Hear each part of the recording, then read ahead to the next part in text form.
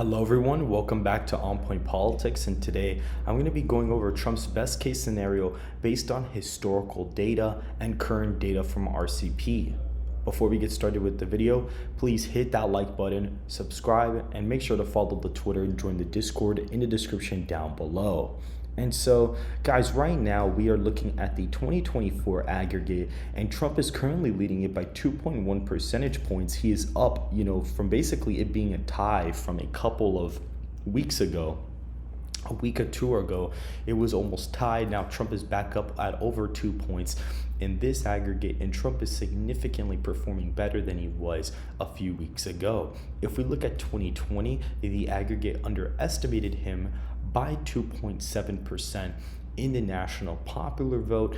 And so let's say the polls end up overestimating him by 4 points, because if you actually go back and take a month average of this aggregate, it actually ends up being an 8.7 lead for Biden. And if you were to apply a 4-point, overestimation or kind of, polling bias to the poll, the popular vote would have ended up being overestimated for Biden by a 4.2%. So if Trump is underestimated in the aggregate by 4%, you could see we're plugging in the current RCP aggregate and the current disapproval. And if we were to shift the RCP aggregate 4 points to the right, which ends up producing a 10.6 shift in the national popular vote, we have our electoral college results right here. And we're going to go based off of some crucial, states. So basically the safe Republican states, by the way, I am using +10 as the margin for safe. All of these would be, heavily Republican states. We're going to be marking these down. The Great Plains, the Appalachian states are going to be quite significantly, they're going to be doing well for former President Trump. In this scenario, states like DC, Maryland, Massachusetts, Vermont are still going to be safe. California would still be safe, including the state of Hawaii. And that puts Joe Biden at only 85 electoral college votes, and that puts Trump at 113. More safe states would be South Carolina, Alaska, and we could even put Iowa, Ohio, Florida, as well as Texas in the safe column, as these would more than likely be 10-point victories for the former president. And we can see the map is expandable for Trump in quite a way that we haven't seen in a very, very long time. And so Washington, as of right now, was about an 18-point win for Biden in 2020. It is listed here as a 9-point win, which falls under the likely column. Oregon is listed as a 7.2 percentage point victory, down from the 15-point win from 2020. If we were to look at the state of Nevada, the state of Nevada is actually listed as, let's find it here, a 12-point victory, which actually puts the swing state in the safe Republican column. If we go to Arizona, we could see that it is also in the safe Republican column at 10.8%. If we look at Colorado, it is exactly a 4-point victory, which puts the state in the lean Democratic column. If we go to New Mexico, we will see that Trump actually enjoys a couple of point victory here. He actually wins it by almost 4 points in this scenario, showing that Hispanic gains for the GOP would be really strong in this hypothetical. If we were to go to Georgia, we'd also see that Georgia is listed as a safe state, being an 11.8 percentage point victory for the former president. And if we were to go to North Carolina, we'd see that is listed as a 14-point win for the former president, putting all the major swing states from before, states that even went tilt to Biden, like Georgia and Arizona, in the safe Republican column. If we were to go to Illinois, we'd see that it is only a 3-point victory and is actually voting to the left, or is actually voting to the right of a state like Colorado. If we were to go to Virginia, Trump is actually winning this by 1.4%. In this scenario, states like Connecticut and Delaware are below the 10-point threshold for Joe Biden. If we were to go to Rhode Island to update that, we'd see that it is a 10-point victory, so it is still in the safe Democratic column. And if we were to go to New Jersey, we'd see it's actually only a 2.9 percentage point victory for Biden, making the state significantly closer than before. If we go to the state of New York, we'd see that it actually falls under the 10-point threshold, so it would be listed as likely Republican. New Hampshire in this scenario would actually barely flip to the former president. It would end up being a tilt Republican state. This state has been trending to the left quite consistently. So even if Trump is winning the popular vote by a pretty good amount, it is probably going to still tilt or lean towards Biden. But in this hypothetical, Trump is actually winning the state of New Hampshire. If we look at Maine, at large, he's winning Maine at large by like a point and change. Maine's first is still, a safe margin for Biden, and so is Maine second for Trump. And we have the final Rust Belt states here on the map. If we were to go to Wisconsin, he is winning that by 10.8%, which is a safe margin. If we were to go to the state of Michigan, he's winning that by 9, so that is in the likely Republican column.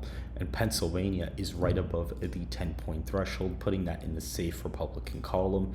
And if we were to go to Minnesota, Trump enjoys a lean margin of victory in that state.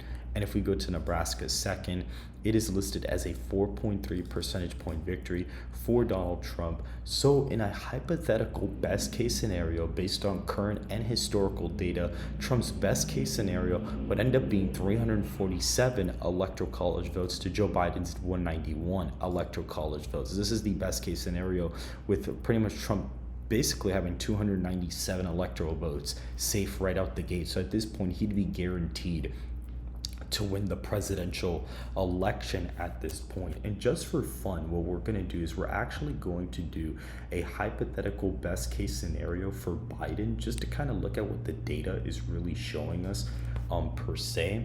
We'll go back and look at some of the historical data. We can see that theoretically, in 2022, Republicans were, overestimated in the national aggregate, but not even by that much. Republicans were leading quite significantly.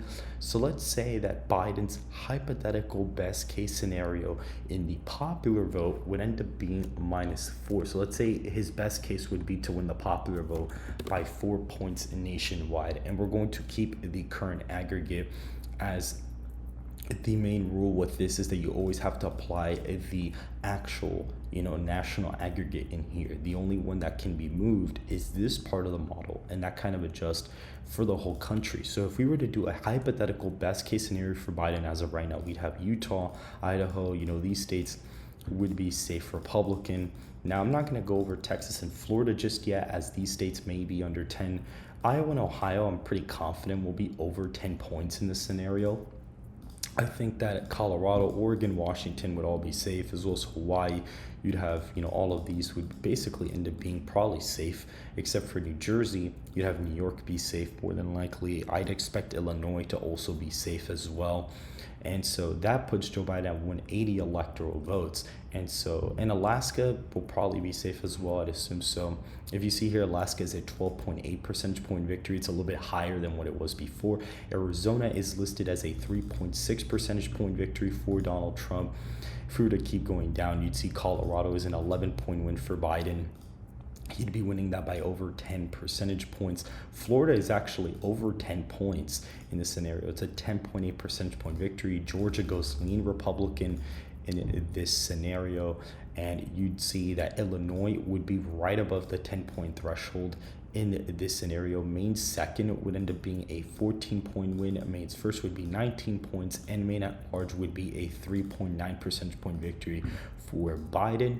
As we keep going down, Michigan and Minnesota would be in the lean column for each of their nominees respectively. And if we were to keep going, we'd see here that in Nebraska's second, Biden would be winning that by 3.1% as of right now. Nevada would be listed as a 4.9 percentage point victory. For him, New Hampshire would be a 4.6 percentage point victory. For Biden, you'd see New Jersey would barely actually be above the 10-point threshold, so that's actually safe Democrat.